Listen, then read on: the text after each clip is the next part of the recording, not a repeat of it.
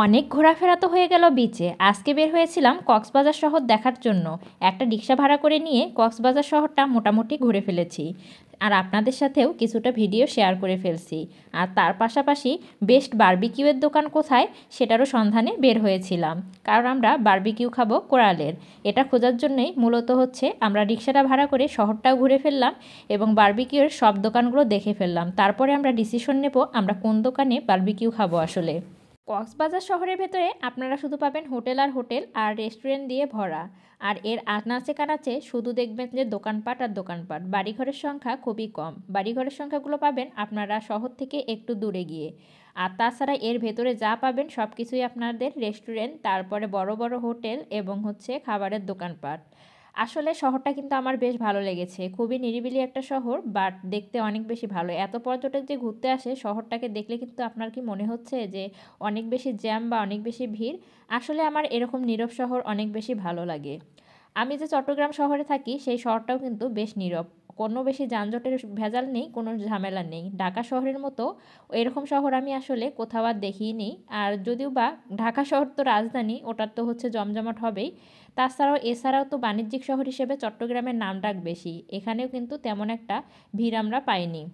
যাই হোক, রিক্সাওয়ালাকে নিয়ে আমরা এখন সুগন্ধা বিচের দিকে যাচ্ছি, কারণ তার আশেপাশেই কিন্তু সব থেকে বেশি আপনার মাছের দোকানগুলো এবং হচ্ছে বারবিকিউয়ের দোকানগুলো আর বিভিন্ন ধরনের আপনার শামুকের জিনিসের যে দোকানগুলো সব থেকে কিন্তু বেশি রাস্তার হচ্ছে পাশ দিয়ে এই দোকানগুলো হচ্ছে তৈরি হয়েছে।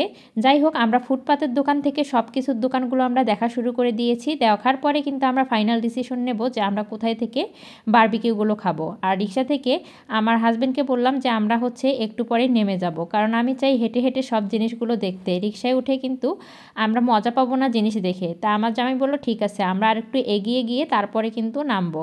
এদিকে আমরা রিক্সায় করে শহর ঘুরতে ঘুরতে কিন্তু দেখুন সন্ধ্যা পুরো হয়ে গিয়েছে, অন্ধকার ভাব চলে এসেছে। আর রাতের কিন্তু শহরটা দেখতে বেশ ভালো লাগছে। আর বড় বড় হোটেলের যে ঢোকার যে হচ্ছে মেইন গেটটা করে কি যে সুন্দর লাগে দেখতে। আসলে মানে বাস্তবে চোখে না দেখলে আসলে এই জিনিসগুলো ফোনে কখনোই ফুটিয়ে তোলা সম্ভব হয় না। আমি আসলে আপনাদেরকে পার্ট পার্ট করে ভিডিওগুলো সব শেয়ার করছি, কারণ অতিরিক্ত বড় ভিডিও আপনারা কখনোই দেখতে চাইবেন না। তাই আমি অতিরিক্ত বড় ভিডিও আপনাদের সাথে শেয়ার করি না। তারপরেও বর্তমানে ভিডিওগুলো ছোট করতে করতেই আমার কিন্তু দেখা যায় যে তাও 7-8 মিনিট করে ভিডিওগুলো হয়ে যাচ্ছে। জানি না আপনাদেরকে কতটা মজা দিতে পারছি বা হচ্ছে আপনাদের মাঝে কতটা সৌন্দর্য ফুটিয়ে তুলতে পারছি। এখন আমি নেমে যাব এখানেই।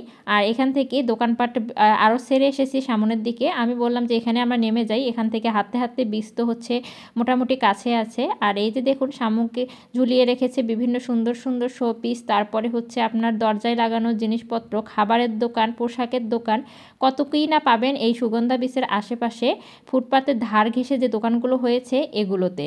আর অনেকে দামাদামি করছে। এদের সাথে দামাদামি যদি ভালো মতো করতে পারেন তাহলে আপনারা অনেক কিছু কিনে জিতে আসতে পারবেন, বাট দামাদামি যদি করতে না পারেন এখানে আপনারা একদম ঠকে আসবেন।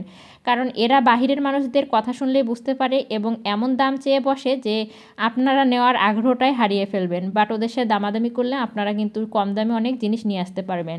আর ওরা জিনিসগুলো আপনারা দেখবেন যে না নিতে চাইলেও আপনাকে কিন্তু সহজেই ডাক দিয়ে দিতে চাইবেন না, কারণ প্রতিদিনেই ওখানে আপনাদের বিক্রির জন্য মানুষ আসবেই। কারণ এমন কোনো দিন বাদ নেই যে সমুদ্র দেখতে মানুষ যায় না। আর ওখানে কোনো না কোনো দিন তাদের জিনিস বিক্রি হবে অনেকগুলো করে করে। যাই হোক, এখানে আমি কিছু মালা দেখছিলাম, মালাগুলো আমার খুব বেশি ভালো লাগছিল। তা পরে কাছে নিয়ে দেখলাম যে এর আগেও আমার হাজবেন্ড আমার জন্য অনেকগুলো মালা নিয়ে গিয়েছিল, আমার ভাইয়া আমার জন্য হচ্ছে মালা নিয়ে গিয়েছিল, একদম আসল মুক্তার মালা। এখানে দেখলাম যে না, এগুলো হচ্ছে আসল মুক্তার না। আমরা যেহেতু মেয়ে মানুষ, আমাদের যে কোনো জিনিস দেখতেই বেশি ভালো লাগে। আমি কিন্তু এবার কক্সবাজারে গিয়ে বেশি কিছু নেইনি, কি নিয়েছিলাম সেগুলো আমি আপনাদের লাস্ট ভিডিওতে দেখাবো।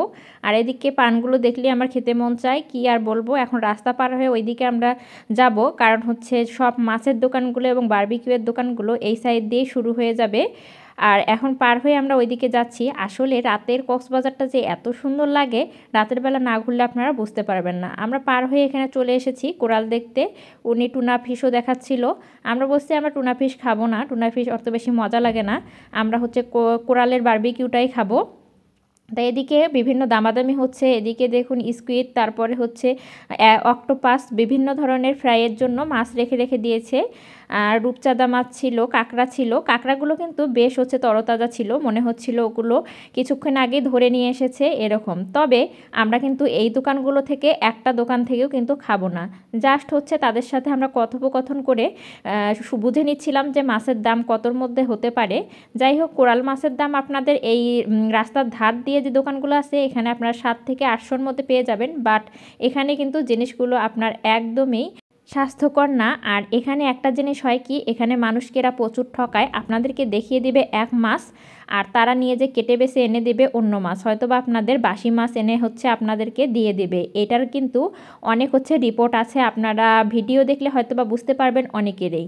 আমরা তাই এখানের কোনো দোকান থেকেই আমরা হচ্ছে বারবিকিউ খাবো না, আমরা সুন্দর রেস্টুরেন্ট টাইপের যে দোকানগুলো আছে সেখান থেকে আমরা বারবিকিউ খেয়ে নেব। এবং সেখানকার বারবিকিউগুলো আপনাদের যে মাছটা দিবে আপনার নিজের সামনে কেটে বেছে সুন্দর করে বাড়ির মতো ধুয়ে, আপনারা যেভাবে ধুয়ে চাবেন সেভাবে ধুয়ে আপনাদের সামনেই বারবিকিউ করে দেবে। আর ওই জিনিসটা আপনারা নিজের চোখে দেখে খেতেও অনেক বেশি হচ্ছে তৃপ্তি বোধ করবেন। তাই আমরা এখানে দামাদামি করতে করতেই চলে যাচ্ছিলাম, আর দেখতে বেশ ভালো লাগছিল। এখানে একটা দোকানে আমাদেরকে কোরাল মাছ নেওয়ার জন্য খুবই বেশি হচ্ছে তারা হচ্ছে জেদ করছিল, কিন্তু আমরা শেষ পর্যন্ত লাস্ট দামটা বললে ওরা আমাদেরকে দিয়ে দিত। আমরা শুধু বলে আসলাম যে আমরা আরেকটু দেখে আপনাদেরকে যদি না মেলে এখানে এসে খেয়ে ফেলবো। যাই হোক, ওখান থেকে বের হয়ে আমরা দেখলাম রাস্তার কাছে গোলপাতার ফল বিক্রি করছে। আমি অবশ্য কখনো এর আগে খাইনি, এটা আজকে আমার প্রথম চোখে পড়েছে। এর আগে কক্সবাজার এসেছিলাম তখনও চোখে পড়েনি। এটা নাকি কিছুটা হচ্ছে নারকেলের হচ্ছে তালের বিচির মতো। আর ওনাকে কেটে দিতে বললাম, উনি একটা কেটেও দিল, বেশ হচ্ছে মজা। এগুলো কিন্তু একটাই 20 টাকা করে পিস নেয়, কিন্তু ভেতরে শ্বাসটা ছোট্ট একটু, একটা খেয়ে আপনাদের কখনো তৃপ্তি হবে না। শেষ পর্যন্ত আমরা কোথায় বারবিকিউ খেলাম এবং আমাদের সামনে কিভাবে বারবিকিউটা করে দিল, হোটেলের নাম সহ সব কিছু আপনাদেরকে ডিটেলসে কালকে দেখিয়ে দেব এবং বলে দেবো। ইনশাল্লাহ আপনারাও তৃপ্তি সহকারে খেয়ে আসতে পারবেন।